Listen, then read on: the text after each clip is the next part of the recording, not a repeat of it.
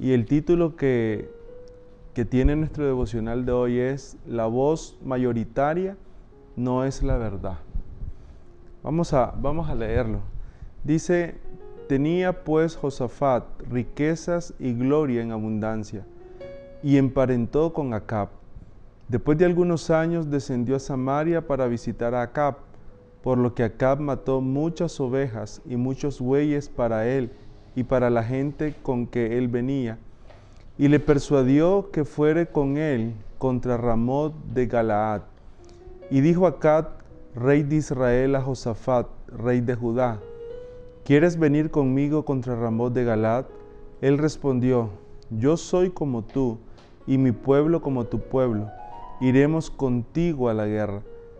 Además, dijo Josafat al rey de Israel: te ruego que consultes hoy la palabra de Jehová. Entonces el rey de Israel reunió 400 profetas y les preguntó: ¿iremos a la guerra contra Ramot de Galaad, o me estaré quieto? Le respondieron: sube, porque Dios los entregará en manos del rey. Pero Josafat dijo: ¿hay aún aquí algún profeta de Jehová para que por medio de él consultemos? El rey de Israel respondió a Josafat: aún hay aquí un hombre por medio del cual podemos preguntar a Jehová, pero yo lo aborrezco, porque nunca me profetiza cosa buena, sino siempre mal. Es Micaías, hijo de Imla. Respondió Josafat: no hable así el rey. Entonces el rey de Israel llamó a un oficial y le dijo: haz venir enseguida a Micaías, hijo de Imla. El rey de Israel y Josafat, rey de Judá, estaban sentados cada uno en su trono, vestido con sus ropas reales, en la plaza, junto a la entrada de la puerta de Samaria, y todos los profetas profetizaban delante de ellos. Y Sedequías, hijo de Kenaana, se había hecho cuernos de hierro y decía: así ha dicho Jehová, con estos acornearás a los sirios hasta destruirlos por completo. De esta manera profetizaban también todos los profetas diciendo: sube contra Ramot de Galaad y serás prosperado, porque Jehová la entregará en manos del rey. Cuando leo esta escritura, hay dos cosas que creo que son claves para nosotros hoy y saltan de esta palabra. Y la primera está en lo que dice el versículo 1. Dice que el rey Josafat, que era el rey de Judá, se emparentó con Acab. Esa palabra emparentar quiere decir se unió con Acab. Ahora, cuando estudiamos la historia de Israel, nos vamos a dar cuenta que Acab era un hombre que no tenía temor de Dios. Nos vamos a dar cuenta que Acab era un hombre que durante su vida se apartó de todo lo que tenía que ver con Dios. Acab era un hombre que adoraba a dioses ajenos, levantaba profetas a Baal. Era un hombre que básicamente su vida estaba fuera de la conexión con el Señor. Pero dice que Josafat se emparentó con él, se unió. Y es ahí donde salta la primera reflexión que yo puedo ver hoy. Qué importante es que nosotros nos podamos unir a las personas correctas. Qué importante es que nosotros podamos hacer asociaciones correctas. Muchas veces nosotros nos asociamos y perdemos de vista que cuando nosotros nos asociamos con alguien, básicamente estamos estableciendo una comunión con esa persona. Básicamente estamos entrelazando nuestra vida con esa persona. Y muchas veces cuando no lo hacemos de la manera correcta, eso trae grandes consecuencias a nuestra vida. La Biblia siempre nos ha dicho, siempre una de las cosas que más vamos a encontrar en la Biblia es un Dios que siempre promueve la unidad. Es un Dios que siempre va a promover el hecho de que su iglesia, el hecho que una familia, el hecho que el cuerpo de Cristo puede estar siempre unido. Pero esa unidad, esa búsqueda de la unidad no nos puede llevar a hacer asociaciones incorrectas. Y cuando esto pasa o pasara en nuestra vida, yo creo que pueden pasar situaciones muy difíciles. La decisión de Josafat, básicamente, creo que tenía en el fondo de su corazón una buena intención, porque para esta altura de la escritura el reino estaba dividido. Cuando el reino se dividió, 10 tribus se fueron, que son las que conocemos como Israel del norte, y 2 tribus que eran Judá y Benjamín se separaron. Pero cuando nosotros vemos a Josafat, pudiéramos decir, en el fondo de su corazón tal vez había un deseo de volver a reunificar el reino. Pero qué peligroso era tener un buen deseo, pero hacerlo con la persona incorrecta. No sé qué sentís ante esta palabra. Una de las cosas que te puedo dar un ejemplo, por ejemplo, a veces muchas muchachas o muchachos hoy en día, o personas mayores también, se asocian con personas que no es de la misma fe o que no creen en Dios. Entonces creo que tal vez en el momento no ven las consecuencias, pero a largo plazo, porque casarse es la segunda decisión más importante. Primero conocer a Dios, esa es nuestra decisión más importante. Pero he visto tantas jóvenes que se han casado mal. Entonces yo creo que cuando nos unimos a personas que no conocen de Dios igual que uno, creo que hay consecuencias. Igual cuando nos asociamos con personas que sí conocen pues nuestra misma fe, también va a haber consecuencias buenas.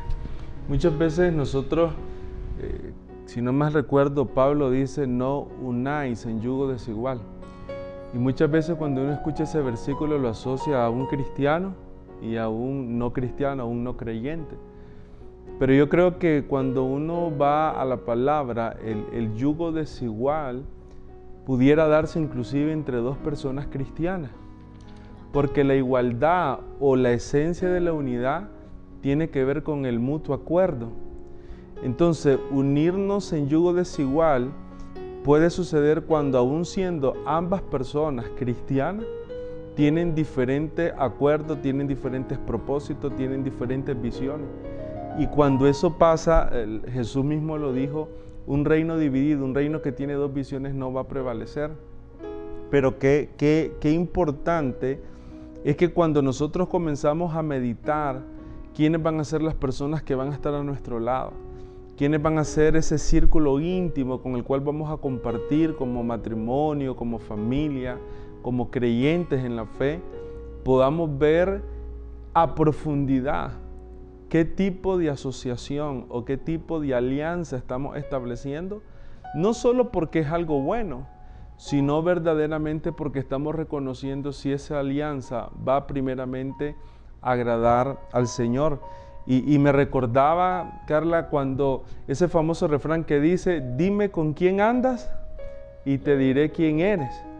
Porque las personas que están a nuestro lado al final terminan definiendo lo que nosotros somos, afectan nuestra vida. O sea, nosotros nos movemos en diferentes ambientes, nos movemos con diferentes personas. Las personas más cercanas a nosotros, a tu corazón, a mi corazón, son personas que van a influenciar nuestra vida para bien o van a influenciar nuestra vida para mal. ¿Cuál era el riesgo de Josafat? El riesgo de Josafat era que al final Acab, un hombre que no tenía temor de Dios, lo influenciara a él y terminara desviando su corazón del verdadero amor hacia Dios. Y ahí tocaste algo muy importante. A veces puede comenzar con una buena intención y de repente nosotros decimos, pero ¿qué de malo tiene? Pero ahí viene donde nosotros no podemos ser ingenuos y tenemos que ver qué consecuencias nos puede traer. Meditar más profundo. Meditar más profundo. Porque va a parecer bueno o no va a parecer mal, va a tener una apariencia. A veces hay relaciones que no son malas y las personas no son malas, no traen una mala intención, pero sí bien dicho ese dicho que acabas de decir. Y después en los versículos a continuación miramos la consecuencia de eso. Porque dice que Acab le hizo una propuesta a Josafat. Y la propuesta era, vamos a la guerra. O sea, ahí le dice en el versículo 3, ¿quieres venir conmigo contra Ramot de Galat? ¿Quieres subir conmigo y emprender una guerra? Y es interesante ver la respuesta de Josafat, porque Josafat le dice, claro, lo puedo hacer. O sea, parafraseando lo que está diciéndole Josafat es, yo puedo ir contigo a la guerra. Solo te pido una cosa, consultemos a Dios. Ahí uno puede ver el corazón de Josafat más entregado al Señor y el corazón de un Acab que quería tomar decisiones en su propia sabiduría.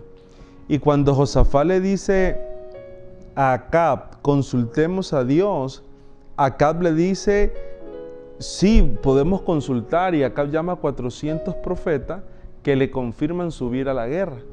Pero después le dice Josafat, aún después de haber hablado 400 profetas, le dice Josafat, hay aún aquí, versículo 6, algún profeta de Jehová. Y cuando yo leía eso me llamó la atención, porque si miramos la historia de Acab, Acab tenía profetas a Baal, que era un dios pagano. Entonces dice Josafat, hay aún aquí profeta de Jehová, que por medio de él consultemos. Y la respuesta de Acab fue esta, sí hay un profeta, pero el problema de ese profeta es que siempre me dice mal y no bien. Y aquí viene otro principio poderoso de nuestro devocional. Cuando nosotros tomamos decisiones, necesitamos primeramente consultar a Dios. Es el primer paso para una buena decisión. ¿Qué Dios piensa de lo que estoy haciendo? En mi familia, en mi casa, en mi finanza. Primero consultar a Dios. Pero la segunda cosa que nos deja ver esta historia es si verdaderamente en nuestro corazón, una vez que consultamos a Dios, estamos preparados para escuchar lo que Dios quiere decir. Porque Acab no estaba preparado. Acab solo quería escuchar lo que sonara bien a su oído, lo que sonara bien a su corazón, lo que sonara bien a lo que él creía. Y la respuesta era muy sencilla. ¿Por qué este profeta, su nombre era Micaías, por qué este profeta siempre le hablaba a Acab? Como dice él, siempre me habla mal. Por una sencilla respuesta. Porque siempre Acab hacía lo incorrecto. Siempre Acab hacía lo injusto delante de Dios. Siempre Acab se separaba de Dios en sus decisiones. Entonces, cuando uno ve esto, por eso dice el título, ahora entiendo más el título del devocional. Lo más importante no es lo que dice la mayoría. Lo más importante no es lo que dicen los 400 profetas. Lo más importante es lo que dice Dios. Y me hace recordar a Saúl. Cuando Saúl recibe la orden de Dios de destruir a todos los amalecitas, y Saúl no decide obedecer la voz y deja vivo al rey y deja parte viva del rebaño. Y cuando el profeta Samuel llega le dice, ¿por qué no hiciste caso a la voz de Dios? Y Saúl responde esto, es que el pueblo me dijo. Pero sobre todo hagamos lo que Dios quiere que hagamos. No lo que las personas quieren que hagamos, no, lo que Dios quiere que hagamos. Y a veces lo que Dios quiere que hagamos no va a ser tan sencillo, pero va a ser lo mejor. Vamos, quiero que oremos. Padre, yo te doy gracias por este tiempo y bendigo a mi esposa. Gracias por tu palabra.